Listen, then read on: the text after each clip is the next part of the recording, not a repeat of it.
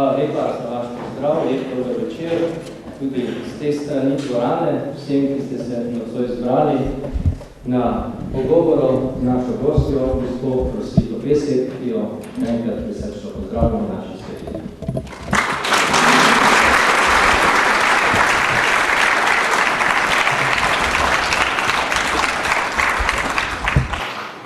Vesel sem, da je tema osamosvojitve pritegnila v našo dvorano toliko zainteresirane javnosti, kar pomeni, da čas osamosvojitve še živi, da še ni mrtev, da interes narašča.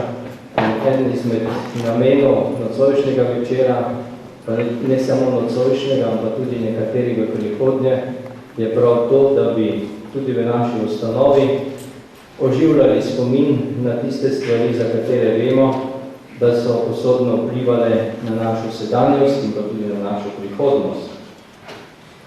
Zato je na to tematiko v, lahko rečemo, letu jubileja, prvih demokratičnih volitev in potem tudi seveda v letih jubileja vsemu temu, kar je sledilo po demokratičnih volitvah, in plebiscit in vsi drugi pomembni dogodki, naša prva gostja, gospa Rosvita Pesek, ki je ne nazadnje tudi Štajerka, doma blizu Ptuja, je doktorica zgodovinskih znanosti, da je kompetentna na tem področju in iz časa slovenske osamosvojitve ne priča samo ta debela knjiga, ki jo morda nekateri poznate, nekateri boste jo vsaj malo spoznali nocoj.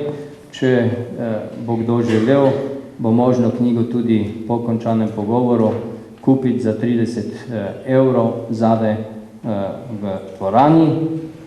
Torej, kompetentnost gospe Rosvite je povezana tudi s številnimi njenimi dokumentarnimi filmi, kot je Kočevska reka iz leta 92, projekt osamosvojitve iz leta 96, Roška pripoved ulice, ilustracija, demokracija, Jože Pučnik, korak pred drugimi in pa drugimi dokumentarci.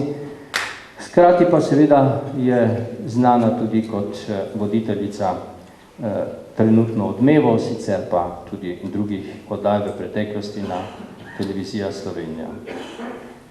O demokratizaciji in osamosvojitvi Slovenije objavila več znanstvenih prispevkov.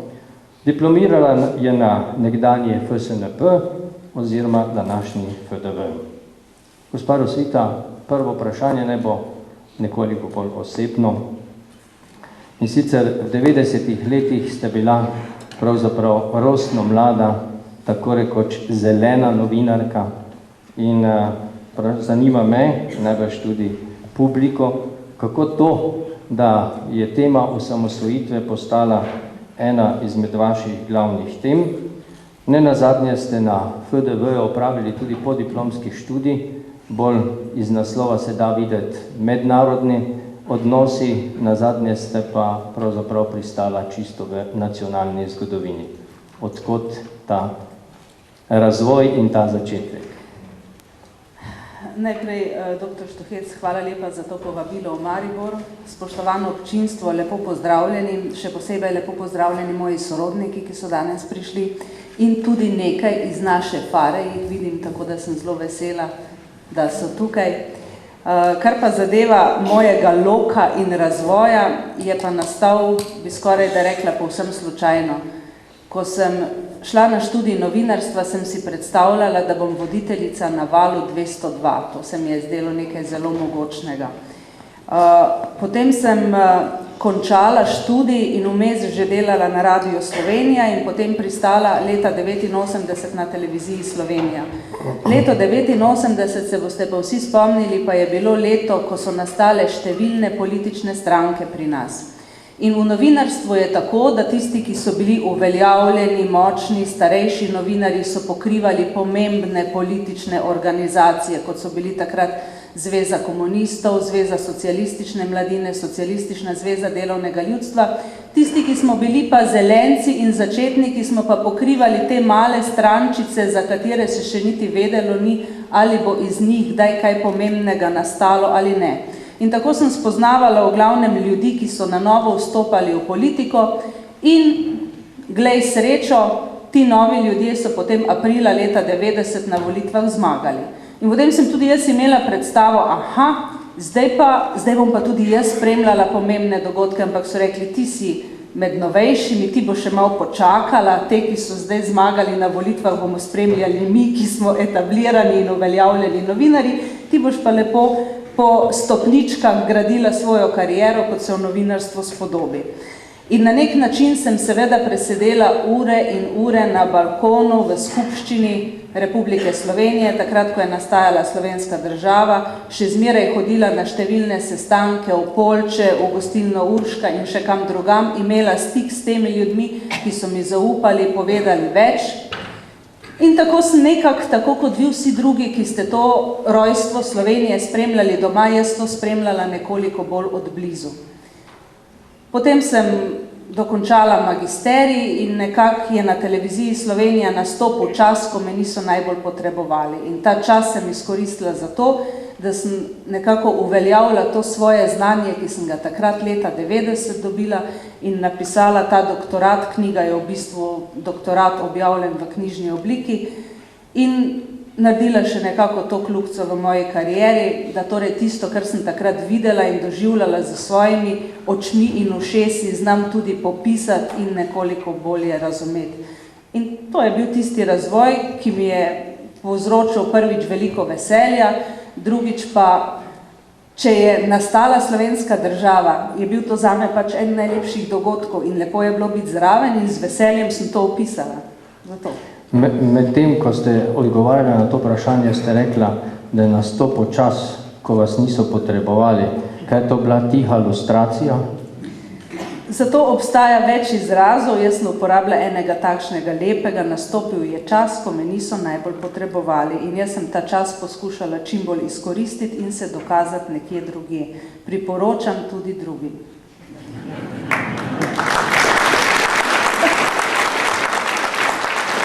V svoji knjigi na več mestih kažete, kako se obnašal takrat v 90-ih letih medijski svet, vse prej na nek način kot naklonjeno do osamosvojitve. Tudi iz tega, kar ste povedala, da ste mladi novinarji pravzaprav pokrivali Demosove stranke, ste delno že odgovorila dejansko na to vprašanje. Kar zadeva nastanek Demosa, celo ugotavljate, da podpis sporazuma o združeni opoziciji z dne 11. decembra 1989 sploh ni bil medijsko pokrit. Citirate Žerdina, ki ugotavlja, da je bil medijski odnos do Demosa ignorantski in da so Demos pokrivali mlajši neizkušeni novinarji, ki pa so bili na srečo neobremenjeni in manj pristranski in brez predsotkov. Sama dokumentirate in dokazujete, kakšno medijsko prednost je imel na prvih volitvah Kučan pred Pučnikom in da so novinarji kandidirali zgolj na levih strankah, se pravi na strankah iz levega političnega bloka. Kaj menite, se je ta odnos v medijskem prostoru v Sloveniji kaj bistveno spremenil, če zdaj malo aktualiziram in navedem nekaj novejših primerov? Ob izvolitvi prejšnje vlade, Janševe vlade, so novinarji štrajkali na dan volilnih rezultatov. V času istega mandata je prišlo do nekakšne novinarske pritožbe ali peticije s podpisom skoraj več kot 500 novinarjev, ki je obkrožila vsaj ves diplomatski krog v Sloveniji, če še ne širše. Še vedno se vleče razprava in pa pravdanje okrog primera gospe kolegice vaše, Mirja Mužinič, ki je kandidirala na zadnjih volitvah na listi ene od levih strank in se potem ne bi zaradi strokovne higiene zopet vrnila nazaj na informativni program, vendar to nekako vsem ni čisto jasno, da je to prav. Skratka, tudi sami ste kontaminirani na nek način s Demosom. Na RTV Slovenija bo zagotovo prišlo do kakšnih kadrovskih sprememb. Bo to odmevalo tudi do odmevov? Doktor Štuhec, vi mene malo provocirate. Ja, se zato ste pa tu.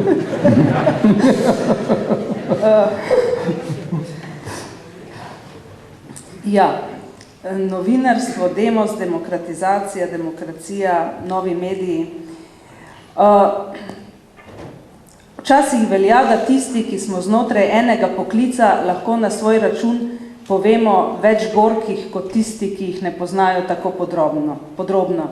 Jaz tukaj ne bi nocoj izlivala veliko pelina na novinarstvo pri nas, bi pa spomnila na nekaj, kar je nekje v sredi 90-ih let v enem intervjuju dejal gospod Jože Pučnik, intervju je delal televizijski kolega Lado Ambrožič.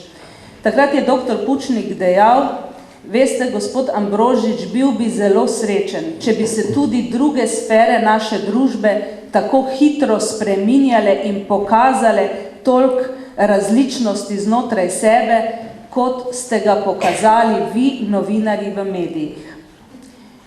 Takrat je bila ta izjava en velik kompliment za slovensko novinarstvo in zelo me je strah, če bi danes dr. Jože Pučnik še živel, ali bi takšno oceno lahko ponovil. Danes so kakšnih 6 ur pred vami tukaj v tej isti dvorani sedeli dijaki 3. letnika vaše škofijske gimnazije in smo se pogovarjali o dr. Jožetu Pučniku in potem tudi o medijih in se pač povedala nekaj preprostih dejstev. Do leta 1990 so bili mediji pod okriljem Socialistične zveze delovnega ljudstva. Ona je skrbela za njihove smernice, za njihov denar in novinarji so bili družbeno-politični delavci. Jaz mislim, da ko pride do nekega preloma, do prvih volitev in do spremembe oblasti, se ljudje v trenutku ne spremenijo. Ljudje nekoliko drugače, počasneje doživljajo te spremembe. In ko pogledam samo nekaj poskusov, kako težko je bilo ustvariti v Sloveniji nove medije, če smo čisto pošteni, na pisnem področju so propadli vsi projekti, od Slovenca do Republike do Jutranika. Edini medij, ki je uspel tem starim konkurenčnim medijem se vzpostaviti, je bila komercialna televizija Pop TV in nekaj tednikov. Tako da se ta spekter, jaz nimam nič proti levim medijem, želim pa si, da bi imeli nek Gleichgewicht, neko ravnotežje. Imejmo leve medije, če jim že smemo tako reči, ki delajo po novinarskih standardih, in imejmo desne medije z komentarji, ki so pač nekoliko drugače obarvani. Ker če imamo možnost izbire, bomo lahko izbirali. Če pa te možnosti ni, potem smo pa obsojeni na tako medijsko krajino, kot jo pač imamo. In resnici na ljubo ni najboljša. Pa ni to malo zdaj že prepozno? Da se o tem sprašujemo? Ne, da vzpostavimo ravnotežje. Bili so poskusi, trudili sta se ena in druga stran, ampak žal neuspešno. Jaz sem včasih zelo žalostna, ko ljudje rečejo, ja, mi vas pa ne gledamo več. Pravim prav, zakaj pa ne? Ja, zato, ker so nam tam programi bolj všeč, ker oni so bolj mladostni, so bolj dinamični in tako naprej. Potem pa rečejo, veste, ampak v medijih slišimo same grde stvari, vse je narobe, vsi se samo pobijamo, vse posod so samo vojne in vsi samo kradejo in lažejo. In poskušam nekako vzpostaviti vzporednico. Komercialni mediji, tisti, ki se prodajajo na trgu, bodo bolj šokantni, bolj senzacionalistični. Glejte tudi tiste medije, ki vam ne poročajo vsak dan samo o slabih stvarih. In samo o tem, kako smo vsi grdi, umazani in zli. Mogoče se morate tudi vsi tisti, ki ste uporabniki medijev, bralci, gledalci, poslušalci, včasih zamisliti, zakaj pa morebiti ne bi poslušal, ne vem, 3. programa Radia Slovenije ali pa, ne vem, Radio Ognjišče, zakaj moram vedno poslušati Radio City, se opravičujem, nimam nič proti Radio City, niti ga dobro ne poznam, ampak tudi preko medijev lahko se vzgajamo, doživljamo svet drugače, ne pa vedno samo z velikimi naslovi, mastnimi črkami in krvjo na prvih straneh. Če še ostanemo vseeno malo pri medijih, ne? Po mojem je eden izmed problemov, ki je bil takrat v 90-ih letih, ko so bili poizkusi nastajanja novih medijev, bil povezan tudi s tem dejstvom, ki je bilo navzoče v politiki. Se pravi, tako kot so stare etablirane politične grupacije imele in kapitalsko zaledje, in svojo mrežo, in medijsko zaledje, tako na drugi strani pač nove politične sile tega niso imele in tudi tisti, ki skozi desetletja niso bili na medijskem področju navzoči, niso imeli ni svojih ljudi, ki bi v njihovem kontekstu razmišljali, niso imeli denarja, ni bilo pravzaprav dobenega tega backgrounda, z katerega bi se lahko to ustvarjalo. Sam sem bil tudi delno malo pri Slovencu na koncu zraven, ne. Eden izmed glavnih problemov je bil, da slovenski gospodarstveniki niso bili pripravljeni objavljati v teh časopisih in v teh medijih svoje oglase.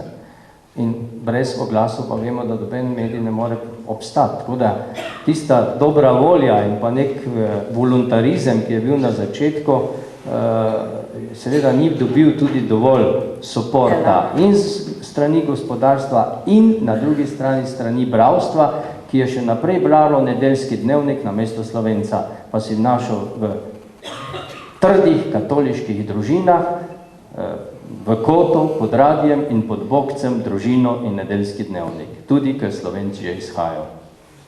Ker ste rekla, vprašamo se, kaj beremo in kaj gledamo. Lepo, lahko zdaj jaz nadaljujem z vprašanjem. Lahko. Bili ste zraven pri koncu Slovenca. Povejte nam odkrito, zakaj je Slovenec propadel. Samo zato, ker ni imel oglasov ali ker ga ljudje niso brali?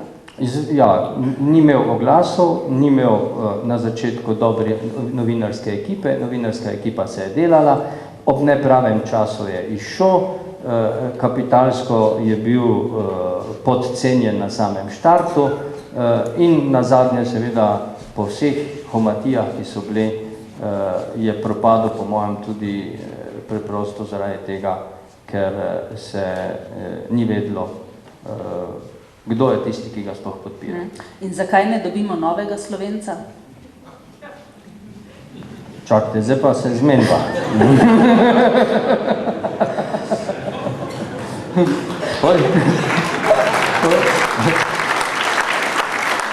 Hočete reči, zakaj cerkev ne pomaga ustvariti novega časopisa? Nisem hotela reči cerkev. Zakaj pa bi morala biti vedno v ozadju cerkev? Ja, ker se pač jaz predstavnik cerkve na nek način, ne? Zakaj ni neke skupine, ki bi razmišljala o tem, da potrebujemo še nek drugačen, nov, drugačno usmerjen medij? Zato, ker je premalo vsega tega, kar se midva nocoj pogovarjava, civilnega poguma in pa zavesti, da smo država mi.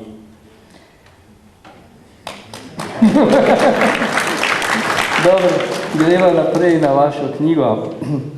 V uvodu svoje knjige pravite, da je lažje in tudi morda bolj objektivno se lotevati nekih tem iz preteklosti, kakor pa aktualne zgodovine. Morda tudi zaradi tega, ker so akterji še živi, ker je velikokrat boleče, kaj se o njih piše in kaj se tudi seveda dokumentira v zvezi z njihovimi stališči. Vi se na nek način, pravite, na te pomisleke niste ozirala in se ne boste ozirala in se, pač, ko ste pisala knjigo, niste ozirala. Knjiga je tu, z vsemi imeni, z vsemi priimki, z njihovimi stališči. Kakšen je bil odziv? Ali pa še je? Koliko argumentiranih in z dejstvi podkrepljenimi članki ste doživeli, ki so spodbijali vašo tezo? Ali pa koliko političnih odzivov ste doživela potem, ko je knjiga išla?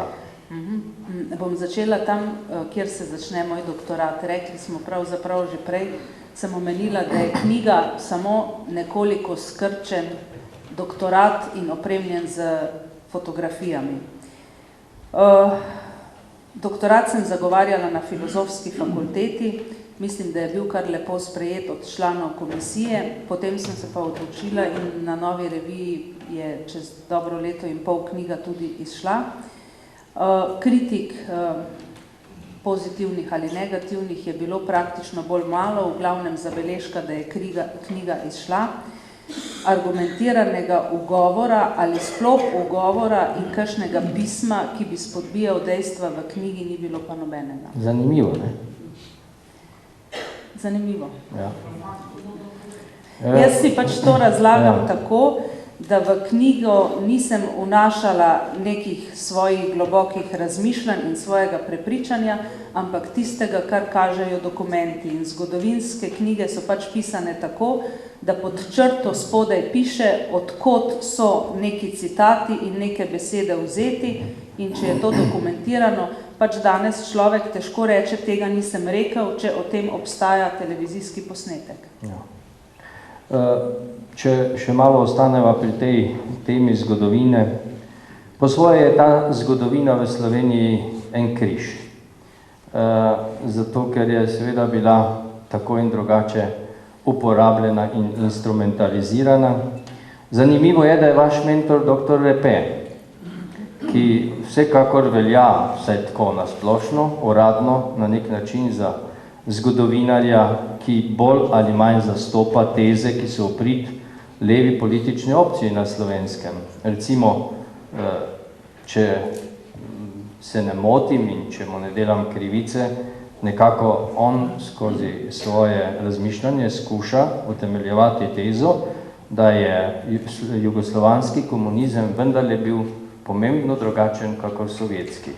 In na tej tezi seveda slonijo marsikake stvari, ki smo jih ali v času osamosvojitve doživljali, ali jih danes doživljamo. Skratka, problem, ki ga imamo z našim zgodovinskim spominom je ta, ali smo kontinuiteta, ali nismo kontinuiteta, ali smo edina država od vseh bivših komunističnih držav, ki nam je ta kontinuiteta tako sveta. Z Repetom tu nista imela problemov? Zdaj vas bom pa morala, dr. Štuhec, temeljito popraviti. No, v redu.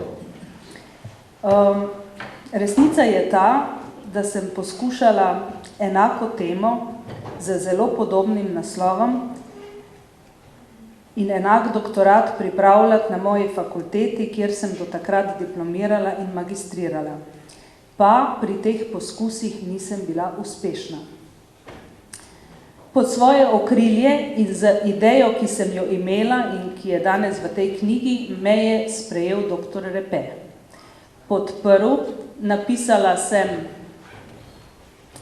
predlog za prijavo teme, potem je 3 leta čakal na izdelek, potem sem mu ga dala, ga je temeljito prebral, na vsako stran, kjer je imel pripombe, napisal pripombe na izdelek, mi naložil še nekaj dela, kar me je v nekaj minutah sicer silno razočaralo, potem sem razumela, zakaj je terjal še nekoliko več poglobljenih analiz.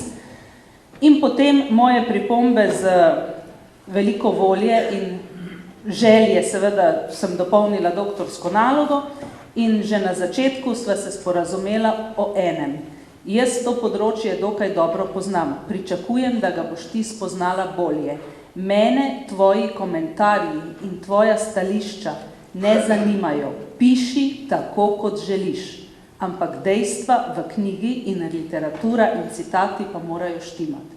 In ko sva se o tem temeljnem sodelovanju sporazumela, sva brez problemov prišla do doktorata in tudi danes, ko se srečava, z veseljem si poveva, kje je kaj išlo in kaj se dogaja in gojim do njega kot svojega mentorja, ne glede na to, kam ga nekdo uvršča.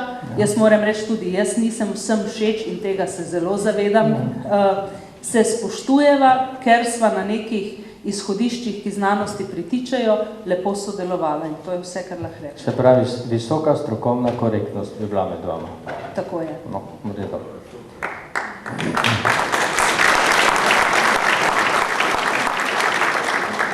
Pri branju vaše knjige nimam vtisa, da ste zagovornik teze, ki jo med drugim zagovarja France Bučar, da je pravzaprav slovenska osamosvojitev nadaljevanje in dokončna uresničitev osvobodilne fronte s 50-letno zamudo. V svoji oceni najusodnejših dni pravite, da so se obrazi slovenskih protagonističnih osamosvojiteljev, sopotnikov in tudi odkritih nasprotnikov najbolj nazorno odkrili. Nekateri so zapadli v panična nastopanja, drugi so se posluževali proceduralnih zavlačevanj, da bi ustavili tok zgodovine, tretji so molče dvigovali roke. Tako v svoji oceni, ki jo naredite v enem samostojnem poglavju, nakažete, da je predvsem sedanja LDS, takratna ZSMS in SDP, da jim je predvsem šlo za zavlačevanje, zapletanje, za predčasne volitve, kar pomeni tudi skrb za oblast. 20 let kasneje lahko ugotavljamo, da je ta skrb zelo uspešna in učinkovita. Strinjate? Ja, ampak to je eminentno vsem političnim strankam in vsem političnim sistemom. Ja, to je drži, ampak prednosti, ki so jih te stranke imele v času osamosvojitva, so brez dvoma bile bistveno drugačne, kakor pa novo nastajajočih strank. Tako je, izhodišča za vse niso bila enaka. Ja. Če je obstajal prej nek sistem, ki je imel 5 tako imenovanih družbeno-političnih organizacij, to je bila Zveza borcev, Zveza sindikatov, Zveza socialistične mladine, Zveza komunistov in Zveza mladincev, sem že rekla, socialistov, tako je, se opravičujem, so seveda te zveze imele neke organizacije, zaposlene ljudi in zaposlen aparat. Ko gledamo, kako so nastajale nove stranke, so nastajale tako, da je nekdo nekoga poznal, ga prosil, da naredi občinski odbor. Slovenski krščanski demokrati, najmočnejša stranka, so imeli svoj naslov na vodovodni 3A. Tam še danes stanuje Lojze Peterle. Govorimo pač o tem, da v izhodišču nekdo, ki je nastajal na novo, ni imel ne enakega delovnega aparata, ne enakih prostorskih pogojev in ne enakih financ. Pač možnosti za vse na prvih demokratičnih volitvah niso bile enake. In danes, če me že vlečete v te primerjave z sedanjostjo, velikokrat slišimo trditev, da desnica volitve izgublja zato, ker mediji niso na njeni strani, ker nima podpore v medijih. Prve demokratične volitve aprila leta 1990 so dokaz, da ni vse nujno samo v medijih. Leta 1990 novo nastale politične stranke in Demos niso imele za sabo nobenega medija razen časopisa Demokracija, ki so ga takrat ustanovili France Bučar, Janez Janša in še nekaj drugih posameznikov. Torej niso imeli medijev, niso imeli denarja, imeli so majhne prostore in imeli so eno kopico zanesenjakov po celi Sloveniji, ki so ustanavljali lokalne odbore in bili pripravljeni dati svoje ime za to, da postanejo kandidati na prvih volitvah. Če greste vprašati doktorja Huberta Požarnika, on je bil vodja volilnega štaba. En človek se je pojavil na listi kar 3 strank, ker se jim je zdelo pomembno samo, da nekoga imajo. To so bile gromozanske organizacijske težave, kako zbrati v vsaki volilni enoti za vsako od 5-6 Demosovih strank sploh kandidate in ljudi, ki so se po 45 letih pripravljeni izpostaviti, da nekaj naredijo in gredo. Takrat je bila to samo ena odločna volja, videlo se je, kaj se je zgodilo po vzhodnji Evropi, berlinski zid je padel in ljudje so verjeli, da lahko z svojim angažiranjem nekaj spremenijo. Če govorimo o klimi leta 90. In Demos je na volitvah zmagal. Bojim se, da smo danes v enem drugem duhu. Da se vlečemo čim bolj nazaj, stvari, ki se dogajajo, nam niso všeč, ampak se umikamo. Danes te silne energije in volje, da bi se angažirali, da bi probali nekaj spremeniti, ne slutim v tako veliki meri, kot se mi zdi, da je bila takrat leta 90. To gotovo. Ampak to je po svoje tudi razumljivo najbrž, ne? Ljudje so se, tisti, ki so bili entuzijasti, so se na nek način izčrpali, marsikdo je tudi resigniral, tudi znotraj novo nastalih političnih skupin je bilo veliko neumnosti, ki so vodile k temu, da so nekateri pametni ljudje odšli. Tako da vse to je pač po svoje tudi razumljivo, da ljudje danes se bolj ali manj umikajo iz politične sfere. Včasih se pogovarjamo, kadar pripravljamo odmeve, pa se dogajajo v Sloveniji kakšne čudne stvari, pa si zaželimo nekako goste, pa dajmo poklicati tega filozofa, pa tega profesorja, pa tega zdravnika. pa tega upokojenega politika, pa v glavnem dobimo bolj malo. Ljudje se ne želijo več javno izpostavljati. In nazadnje ugotovimo predvsem dve stvari. Kdo se danes še upa izpostaviti? Ljudje, ki so upokojeni, ker se jim nič več ne more zgoditi v smislu, da bi jih kdo v službi šikaniral, da bi kdo nad njimi izvajal mobbing. Jaz sem prepričana, da doktorju Bučarju ni bilo lahko, ko se je v zvezi z mejo na morju postavil proti celi aktualni vladi. On si je to lahko dovolil, ker ima svojo pokojnino in ker je pač človek takega poguma, da to zmore. Kdo poleg starejših ljudi za neko izkušnjo si danes še dovoli kaj reči? Nekaj svobode je ostalo na univerzi. Dr. Rajko Pirnat se zelo pogosto oglasi in zelo pogosto pove, kaj mu ni všeč in kdaj nek zakon ni pripravljen tako, kot je. V glavnem se pa ljudje, ki delujejo znotraj sistema javne uprave, bank, državne uprave, ne želijo več oglasiti in sebe izpostavljati šikaniranju, napadom, eventualnim zamenjavam, ampak čakajo, da gre nek vlak mimo.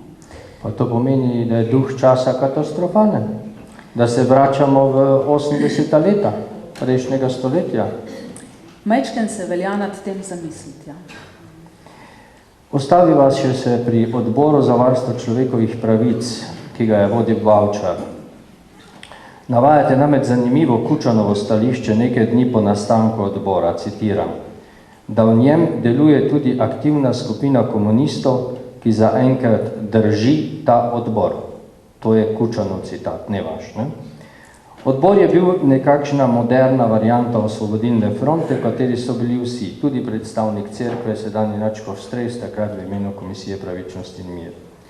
Iz Kučanovih besed in iz kasnejšega razvoja dogodkov bi se dalo sklepati, da je stara oefarska komunistična strategija delovala tudi v času osamosvojitve. Imeti notranji nadzor nad vsemi političnimi skupinami. Se motim? Ne motite se. Zgodba z odborom za varstvo človekovih pravic, v katerega se je zlilo vse, kar ni bilo zlito že v aktualni eliti in tudi nekaj tistih, ki so iz partijske elite izstopili. Vi morate vedeti, da je v času, ko je nastal odbor za varstvo človekovih pravic, da so šli takrat izstopi iz Zveze komunistov v stotine. Ljudje so z žalostjo vračali partijske knjižice, ker se niso počutili na drugi strani roške, ker so hoteli biti na tej strani roške in v odboru za varstvo človekovih pravic. In od tukaj tudi izhaja nek del, lahko bi rekli, slovenskega zamudništva. Namreč vsa silna pričakovanja so bila uprta v Igorja Bavčarja, da bo tako, kot smo lahko spremljali na Češkem, ko je nastal državljanski forum, ki ga je vodil Václav Havel. Da se bo skratka vsa opozicija ne zlila v krščanske demokrate, socialdemokrate, zelene, obrtno stranko, ampak da se bojo vse te sile nekako združile v eno fronto, ki se ji bi reklo pač odbor, ki bo nastopila na volitvah proti Zvezi komunistov Slovenije. To se je pričakovalo, da bo vse združeno šlo proti temu. Ampak te poteze Igor Bavčar nikoli ni potegnil. Njegova teza je bila, odbor je močen zato, ker se bori za človekove pravice Janeza Janše, Davida Tasića in Ivana Borštnerja, tisti trenutek, ko bi pa mi želeli odbor obrniti proti Zvezi komunistov Slovenije in proti aktualni oblasti, bi se pa razbili. Nismo vsi tako enotni tudi v tem boju za oblast, da bi smel to bogatstvo, ki ga je odbor vključeval, zdaj raztrgati v politično ekipo. In zato iz tega odbora ni nastala ena močna fronta proti Zvezi komunistov Slovenije, ampak so leta 1989 potem nastale najprej Slovenska demokratična zveza, pol socialdemokrati, krščanski demokrati, zeleni in tako naprej. Tu je ta moč, ki so jo vsi pričakovali, da bo odbor to energijo potegnil naprej, to se ni zgodilo. Ja, a to potem se da nekako razumeti tudi s tem, da je bilo toliko krtov not, da zaradi njih to ni šlo. Krtov. Ni tudi šlo. kakšna krtulja. Ni šlo. Recimo, če se spomnim, jaz sem namreč v takratnih 90-ih letih v Mariboru v škofijski avli gostil vse takratne politike, ki so začenjali svojo politično kariero v različnih strankah, ker v Mariboru drugega prostora ni bilo, ne? Tako kot so ustanavljali stranke v prostorih od hišnikov in snažilk, tako so tudi v cerkvenih prostorih dobili določen prostor za svoje delovanje in tudi pri nas je bilo tako v škofijski avli, nekateri tu navzoči se tega spomnijo, da je bilo zasedanje lokalnega demosa, prvo javni nastop v Mariboru je bilo tudi v škofijski avli. In tudi gospa Spomenka je bila gost v škofijski avli. Jaz sem sam bil nad njo tako navdušen, da sem ji pušelc dal. Danes bi kakšno vrtnico ven vzel.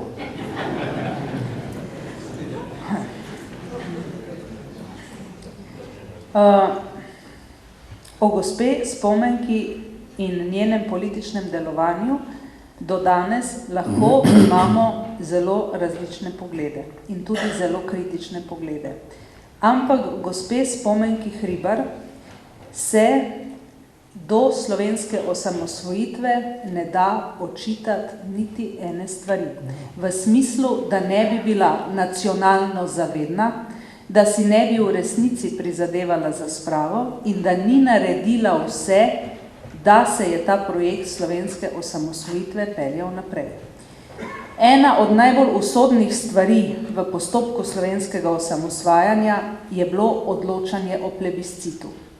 Stranke so bile vsaka na svojem koncu, oziroma demos, ki se je zbral v Poljčah 7. novembra, se je odločil, da gredo na plebiscit. In Jože Pučnik je prišel na eno strankarsko sejo na Ptuj in novinarjem povedal, da so se v Poljčah zmenili, da plebiscit bo in da bo plebiscit 23. decembra. Opozicija, druge 3 stranke v skupščini o tem niso imele pojma. In prva stvar, ki je bila in zaradi katerega so nastala tudi nasprotja v demosu, je bila, demos pa sam ne bo določal naprej datuma plebiscita in vseljudskega odločanja, kdaj bo in kakšno bo. Potem je bil sprejet osnutek zakona o plebiscitu, v glavnem z glasovi demosa, velika večina drugih, ki so sedeli v dvorani, ni pritisnila ne tipke, ne za, ne proti. In potem se je čakalo, da se sprejme zakon o plebiscitu. V tem zakonu je moralo biti določeno pa dvoje. Kdaj bo plebiscit veljal za uspešnega in kdaj se bo plebiscit izvedel. In opozicija takratna je dejala, ni govora, 23. december, zdaj smo novembra, plebiscita do decembra ne bomo spravili skozi. Predvsem pa so govorili o Zvezi komunistov Slovenije oziroma takrat že stranki Demokratične prenove, so se preimenovali. Mi želimo, da se izvedajo demokratične volitve tudi v Srbiji, Črni Gori in Makedoniji in ko bomo videli, kdo bo prišel na oblast v južnih republikah, se bomo odločali, kdaj bomo imeli plebiscit. V nobenem primeru ne decembra, ampak spomladi leta 1991. Demos od datuma plebiscita ni odstopal. Plebiscit 23. decembra. Potem sta se pa pojavili 2 zelo naporni zadevi. Kdaj bo veljalo, da bo plebiscit uspešen? Demos je dejal, tisti, ki pridajo na volišča, če jih bo večina za, bo plebiscit uspešen. Opozicija takratna je pa dejala, ne tisti, ki pridajo na volišča. 1,5 milijona je volilnih upravičencev in polovica od vseh volilnih upravičencev mora biti za samostojno Slovenijo, ne glede na to, koliko jih bo prišlo na volišča. To je zelo velika razlika. Če imate 1,5 milijona volilnih upravičencev in če jih pride 1 milijon na volišča in če jih 500 000 glasuje za, bi po demosu plebiscit uspel.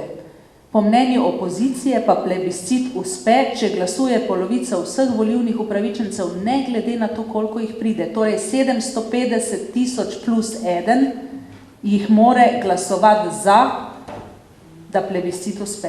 In to sta bili 2 zelo močni razliki, zaradi katerih so se stranke sestajale pozno v noč, ta pogajanja je vodil Milan Kučan. In na koncu je opozicija popustila pri tem, da gremo na volitve na plebiscit 23. decembra, Demos je pa popustil pri tem, da velja tako visok prag 750.000 plus 1, jih mora biti za to, da bo plebiscit uspel, jih mora torej glasovati za. Ključno vlogo v teh pogajanjih je odigrala gospa Spomenka Hribara. Skupaj z doktorjem Francom Zagožnom, predsednikom Demosovega sveta, se sestavila sporazum o sodelovanju vseh političnih strank.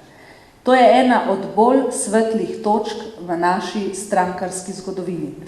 Takrat so vse stranke, vključno z poslancema manjšine Robertom Batelijem in Marijo Požonec, podpisale, da bodo skupaj delale za uspeh plebiscita, da bodo skupaj hodile po vseh slovenskih krajih, tribunah, občinah in govorile v en glas ter spodbujali ljudi v teh 3 tednih, kolikor jih je ostalo od 6. decembra do 23. plebiscita, za to, da plebiscit uspe.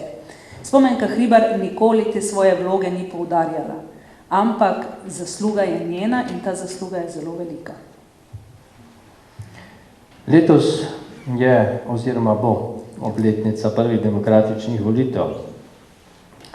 17. januarja je bila obletnica shoda Demosa v Cankarjevem domu. Aktualna oblast ni spregovorila, če jaz... Se spomnite 17. januarja 90? Ja, kjer ga stavka, kjer ga? Stavka? Ja. To se pa ne spomni. Se spomnite. No. Kaj je dejal Ivan Oman? 17. januarja 90 v Cankarjevem domu. Mi gremo na volitve, da zmagamo. Tako je. No, ampak ta 17. januar je letos tudi kakršnakoli obletnica bolj manj šel tiho mimo. Mimo, ja. Ja. Aktualna oblast ni niti besede spregovorila na to temo. Se lahko bojimo, da bo šel mimo tudi 8. april, ko smo imeli prve demokratične volitve. Nič se ne sliši, da bi se recimo pripravljala kakšna proslava. Vi se ne strinjate s tezo, da Demosa ne bi bilo, če se partija z njim ne bi strinjala. Ne. Vaša teza je, da partija glede na vse naštete okoliščine in mednarodno okolje ni imela druge izbire. Sklepam, tako pravite, da je Zveza komunistov slovensko opozicijo oziroma Demos vzela na znanje po sili razmer. Ker druge možnosti ni imela oziroma je ni hotela izkoristiti, saj bi bili njeni učinki zanjo srednje in dolgoročno samo pogubni. Konec citata. Po 20 letih so politične sile kontinuitete prevzele praktično vse ključne vzvode oblasti v tej državi. Smo ena redkih držav, od bivših komunističnih držav, v katerih se socializem, komunizem vračata v simbolni obliki, pa tudi v delno ideološki obliki, če se spomnimo na Žižkovo zborovanje sred Londona, ki je skušal poklicati nazaj k življenju izvorni komunizem. Ljudje ne marajo politike, prej sva že ugotavljala, da obstaja določena indiferentnost. Kje vidite vse vzroke za tak razvoj in za to klimo? Ste mi pa naložili težko vprašanje. Ne vem, precej razočaranja gotovo je. Ko se ustvarja nekaj novega, ko nastaja nekaj novega, imamo vsi idealne predstave. Da bomo živeli bolje, da bo etika in morala v družbi na visokem pediestalu, da bomo lahko na nek način vplivali, da bodo delovna mesta, da bo zdravo okolje, da bodo ljudje imeli odgovornost, če ga polomijo, se opravičijo, odstopijo in prepustijo mesto drugemu in boljšemu. In na nek način se nekatera načela v slovenski politiki pač niso uveljavila. Zmaga tisti, ki prej pride, zmaga tisti, ki ima boljše veze, ukrade tisti, ki je prvi pri koritu, lastnini tisti, ki ima dobro odvetniško pisarno in tako naprej. Nekatere stvari so, ki nas lahko vse skrbijo, na katere moramo opozarjati, biti na njih pozorni, In tukaj se vračamo v tisto vprašanje, dr. Štohec, ki smo ga imeli že prej, ko sva rekla, zakaj se ljudje danes niso več pripravljeni tako angažirati. Neka apatija gotovo je, neko razočaranje gotovo je. In edina sprememba, ki pa je očitna in opazna, pa je, da vsake 4 leta lahko odidemo na volišča. In takrat obkrožimo in ne ostanemo doma. In to pa je seveda možnost, ki jo imamo, da povemo svoje mnenje, da odidemo tudi na referendum in tako naprej. To je mala politična tolažba za vse nas, ne? Da imamo vsake 4 leta možnost. Danes dopoldne ste bila tudi gost že naših dijakov, kot ste sama povedala, v to klimo, ne, spada tudi na nek način klima v vzgoji in izobraževanju. Ko ste danes na začetku tako se malo sprehodila med našimi dijaki 3. letnika in ste postavila par vprašanj v povezavi z časom osamosvojitve, ni bilo kakšnega navala odgovorov, par skromnih zadržanih odzivov je bilo, kar seveda pove, da naše mlade generacije, tako rekoč od leta 90 do danes, skoraj da ne vejo, kaj se je dogajalo pred 90 in po 90.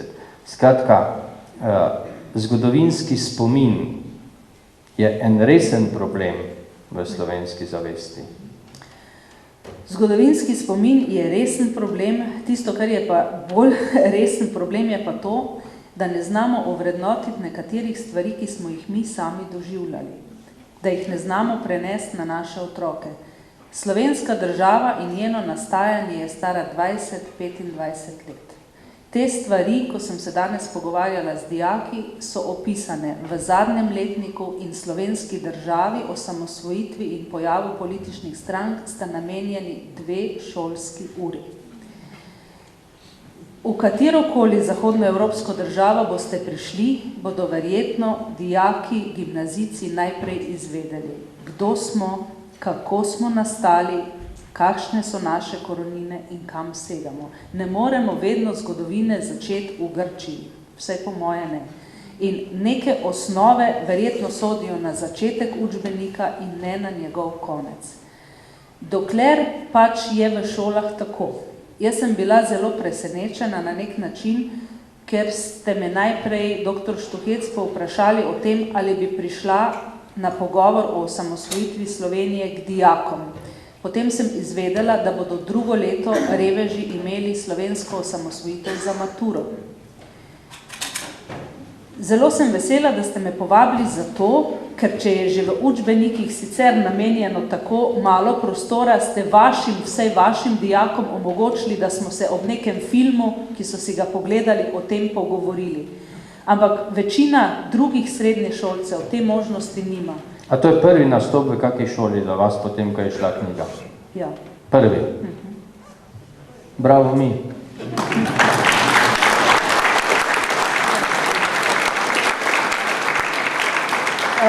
To je žalostno, ne?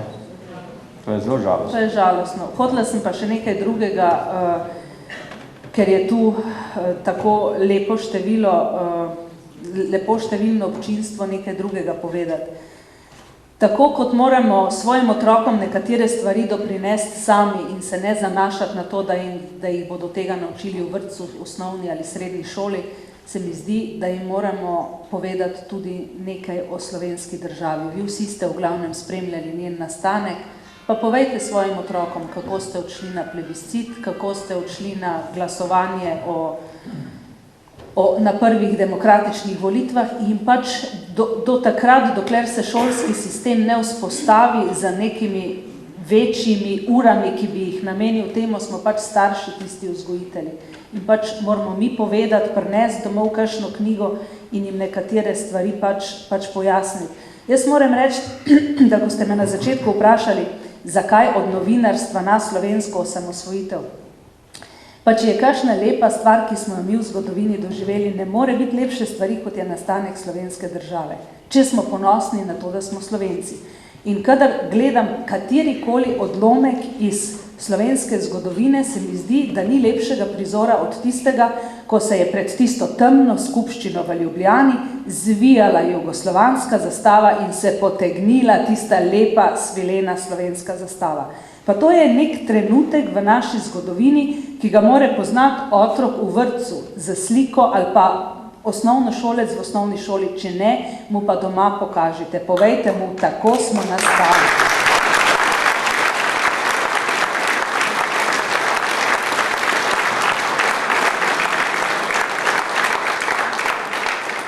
Malo moram na uro pogledati, Ja. pa vmes, ko za intermezzo so mi že prej listek prinesli, vse tiste razveseliti, ki ste se nocoj odpovedali, da niste gledali prenosa iz Vancouvra. Tina Maze je osvojila drugo mesto, veleslavna.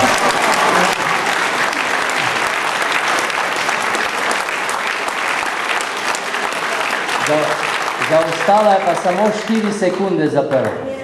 Konec stotinke. 4 stotinke, pardon. Jaz ob teh olimpijskih igrah, zdaj malo za relaks, ker pol pridemo na strašno težko temo. Dobro, preden boste to povedali, ampak a ste vi opazili, da je dr. Štohec ta listek že dobil? Ja. Se moral držati neko napetost. Čakal sem, da bodo začeli prvi ven hoditi, da jim to povem, da pridejo nazaj. No, ampak to sem hotel reči, da ob teh olimpijskih igrah to razmišljam. Kako krivična so pravila, ki nekoga za 4 stotinke postavijo ne na 3., ampak 4. mesto. Če bi bilo korektno, bi morali reči, razpon je recimo 10 sekund. Tisti, ki je četrti in ima 10 stotink zaostanka, dobi tudi medaljo iz brona. To bi bilo po mojem dosti bolj pravično. Kaj pravite? Če bi midva bila v olimpijskem komitetu na mesto Kocijančiča, bi se za to borila. Če bi midva bila v olimpijskem komiteju na mesto Kocijančiča, bi Petri Majdič dejansko dala diamantno medaljo. Tako. Dobro, to je bil športni EPP. Torej so bili to oglasi? So bili oglasi. Zgreva še naprej na eno drugo področje, ki še se ga nekako posebej nisva nocoj dotaknila, in sicer vloga kristjanov pri osamosvajanju. 10. marca 1989 bil ustanovni zbor Slovenskega krščansko-socialnega gibanja, ki ga je vodil takrat Peter Kovačič Peršin, predsednik društva 2000. Tudi sam sem bil član tega društva. Tu imam njegovo pismo, ki ga vi omenjate v svojem doktoratu, ki nam ga je pisal 5. maja, se mi zdi, 1989. In v tem pismu pravi: kdor želi delati le na ozkem političnem področju in vidi svojo možnost v parlamentarnem boju za oblast, bo našel v obstoječih zvezah svoj pravi prostor. Konec citata.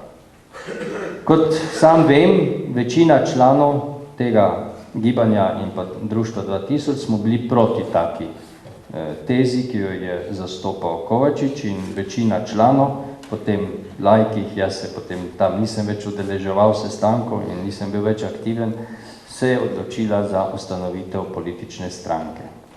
Ta je nastala s pomočjo Omana in se krščanski demokrati se ustanovijo 28. januarja 90. Na nek način bi dejal, da je Kovačičevo stališče bilo blizu tistemu, ki smo ga prej že omenjali, kako je Kučan rekel, da v odboru za človekove pravice so tudi vse posod komunisti. Kovačič pa je imel predstavo, da naj kristjani grejo v vse politične grupacije, ki so na razpolago. In da naj tam delujejo v duhu gibanja. Tu se mi zdi, in tudi sam sem takrat to zadevo tako razumel, je šlo za staro, preverjeno, zlorabljeno Kocbekovo tezo in držo, ki je doživela svoj polom z dolomitsko izjavo. In nekaj tega duha nezanesljivosti kristjanov se da zaznati tudi potem v Demosovih vrstah oziroma v odnosu med strankami znotraj Demosa. Ali se motim? Recimo, na nek način Slovenska kmečka zveza v vseh stvarih ni bila čisto jasno na Demosovi poziciji.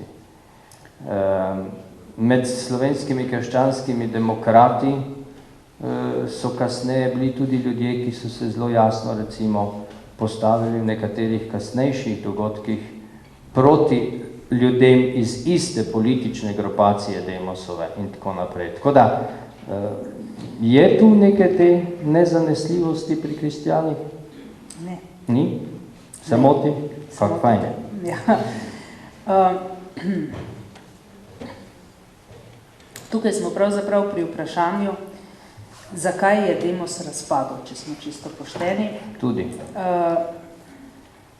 In kdo se je do konca zoper to boril?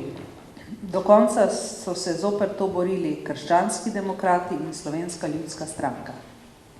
Vsi drugi in, da ne bo pomote, Grosova obrtniška stranka. Vsi drugi so leteli v pogajanja z Janezom Drnovškom in še prej z Petrom Tancigom in še prej z Božidarjem Volčem in še prej z Igorjem Bavčarjem. Jaz bi rekla, da se te nezanesljivosti v času slovenskega osamosvajanja ravno tema dvema strankama, ki izhajata v prvi vrsti iz tega katoliškega bloka, ne da očitati. Če je kdo konstantno zagotavljal glasove za Demosove projekte in za vse, kar je bilo povezano z osamosvojitvijo, predvsem pa za Slovensko vojsko, kjer je bila opozicija izrazito na drugih stališčih, potem je bila to Slovenska ljudska stranka in Slovenski krščanski demokrati. Vsi drugi so izskočili bistveno prej. In ta nezanesljivost se na to obdobje slovenskega osamosvajanja ne more navezati. Res pa je, da prvi v upregi pa tudi niso bili. Glavnina nekih idej in pobud proti hitrejšim korakom v slovensko osamosvojitev je nastajala v krogih Jože Pučnik, Tine Hribar, Peter Jambrek, Janez Janša, Igor Bavčar. Ampak, ko so bila v nekih krogih stvari predebatirane in sprejete, je ta voz tekel naprej. In gotovo zaviralcev in nezaupanja v tistem prvem obdobju ne moremo iskati. Lahko se pa pogovarjamo o prvi večji politični potezi, ki je veliko nezaupanja zgubila, to je po moji oceni velika koalicija, ki je prinesla razočaranje od leta 92 do 96 in kasneje številne druge napačne poteze do združitve, pa potem razdružitve in na zadnjih volitvah do izpada tega pomembnega segmenta slovenskega prebivalstva iz parlamenta. In če lahko o čem govorimo, leta 2008, kdo je bil največji poraženec? Največji poraženec je bil ravno ta nekoliko konzervativnejši katoliški del slovenskega volilnega telesa, ker je Nova Slovenija dokončno spadala s Ja, sem vesel, da ko ocenjujete to pozicijo. Bi pa vseeno postavil še na drugo tezo. Da pa je v tem krščanskem, katoliškem taboru, če tako rečemo, vendar je bilo pa veliko neenotnosti. In ta neenotnost od tistega združevanja do razdruževanja in tako naprej je po svoje eden izmed razlogov, da se je zgodilo to, kar se rekla, da je najbolj žalostno do leta 2008. Ali ne?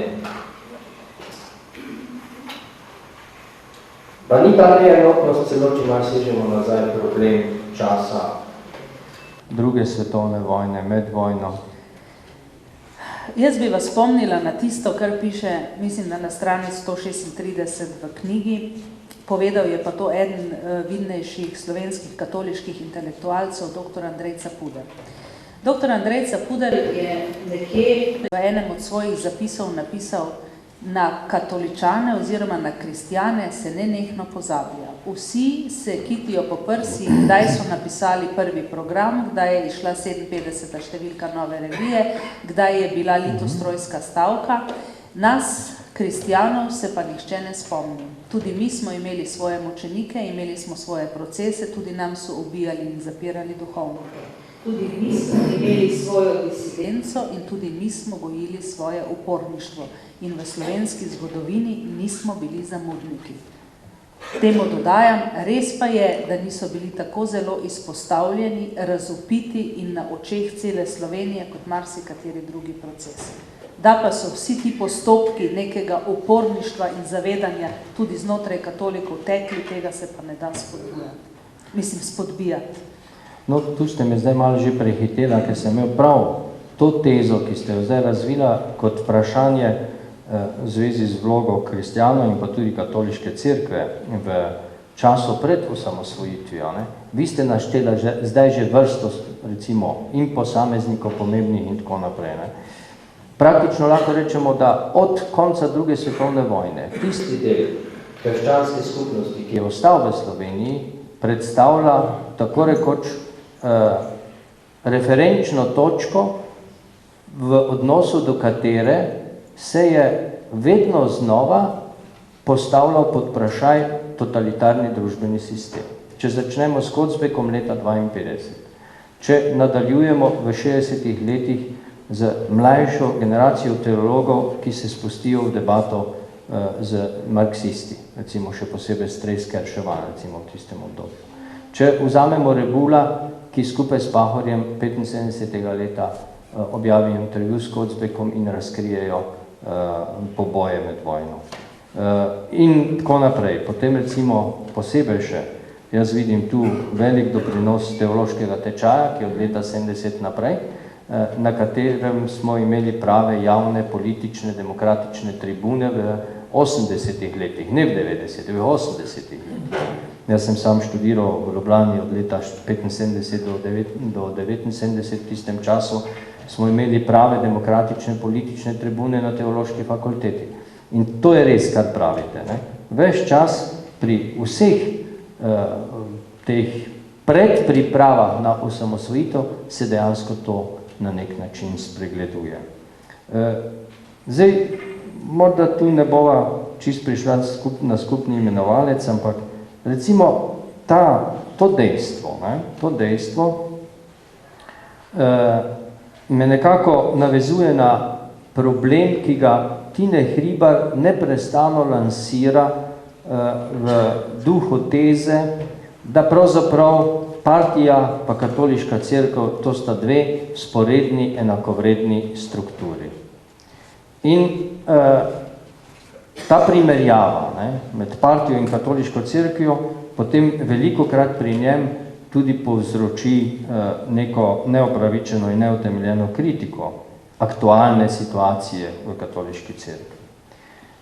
S tako tezo na hote ali ne hote, se pravi na hote ali ne hote rečemo, da kristjani niso imeli dobene vloge na poti v osamosvojitev in demokratično družbo. Jaz postavljam pa nasprotno tezo, če ne bi bilo krščanskega občestva, ki je preživelo znotraj totalitarnega sistema, tudi ne bi bilo slovenske osamosvojitve. Ali je to preveč samovšečna teza? Zagotovo je nekaj res. Potem, ko po drugi svetovni vojni ni bilo več v slovenski in jugoslovanski družbi nobene opozicije, je postala cerkev tista točka, kjer so se lahko te energije združevale. Ja. In tako je bilo dolga desetletja. Tako je bilo tudi na Poljskem, kjer je bil ta vpliv cerkve izredno močan in bistveno globji.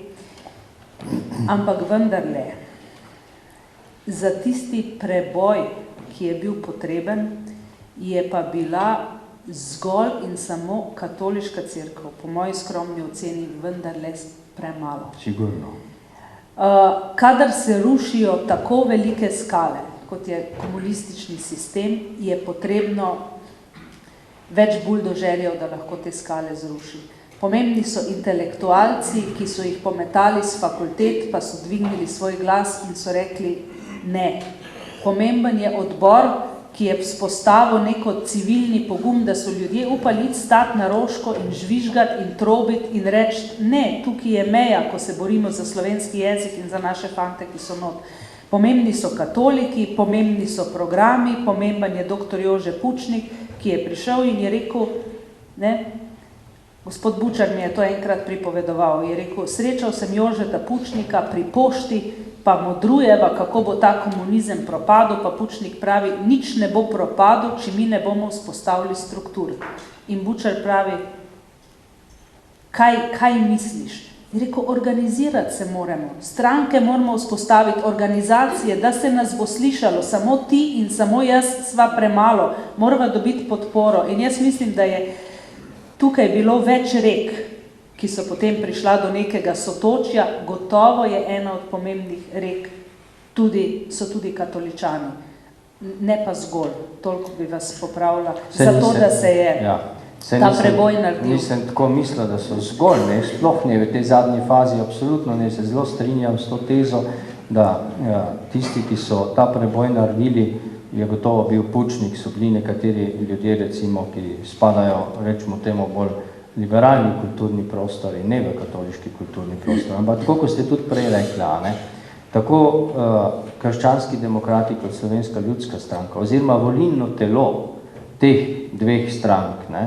je na nivoju kvantitete bilo praktično odločilno in osodno, tako na plebiscitu, kakor na volitvah, kajti sicer se ne bi zgodilo to, da je demokratska stranka, ki je upala, da bo tako rekoč zmagala med Demosovimi strankami, dobila tako malo glasov. Ne? Kar se je pokazalo, da intelektualni krog je recimo razumel, da demokratska stranka je fond terrible slovenske osamosvojitve, medtem ko ljudstvo, ne, pa je nekako podprlo tiste, za katere so toliko desetletij čakali, da se bodo pojavili.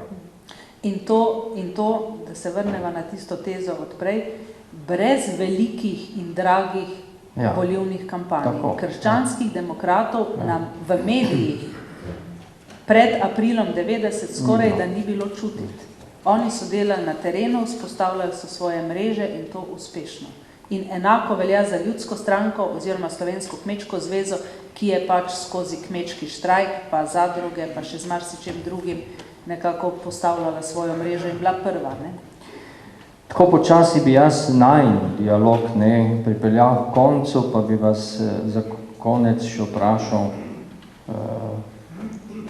katere napake po vašem cerkev delala v času od osamosvojitve do danes, da se danes skupaj z političnimi strankami nahaja na repu javnomnenjskih raziskav. To ste pa kar precej samokritični, gospod Štuhec. To skušam zmeraj znova biti, vsako jutro se, ker sam, Gospod, odpusti moje grehe.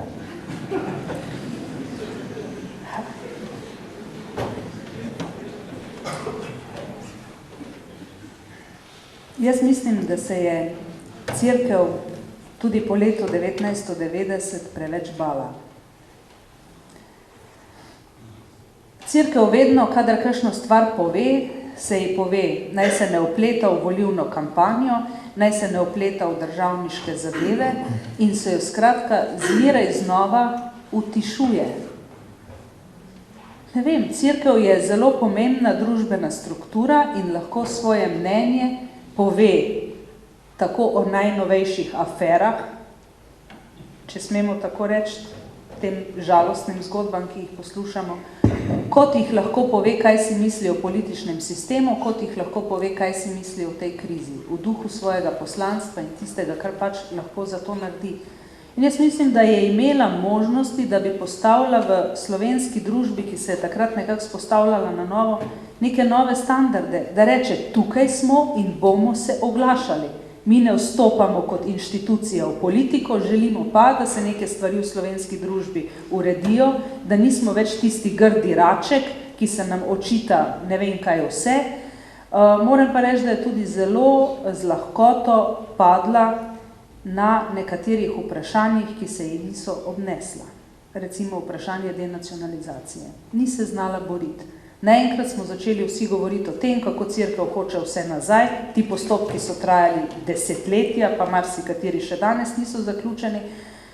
In cerkev nekako ni povedala, ne, če so nekemu tovarnarju vzeli tovarno in so mu jo potem z denacionalizacijo dali nazaj, za cerkev pa to ni logično. Če so jo vzeli neko stavbo, ne vem, dovolila je, da so se o njej preprosto spostavljala druga merila, kot veljajo za druge subjekte v družbi. In tako kot pravimo danes, da bi se ljudje morali večkrat oglasiti, večkrat povedati svoje mnenje, to velja verjetno tudi za cerkev. Zakaj se skrivati in si reči, saj je še dobro, dokler je tako, kot je? Borite se za svoje stvari.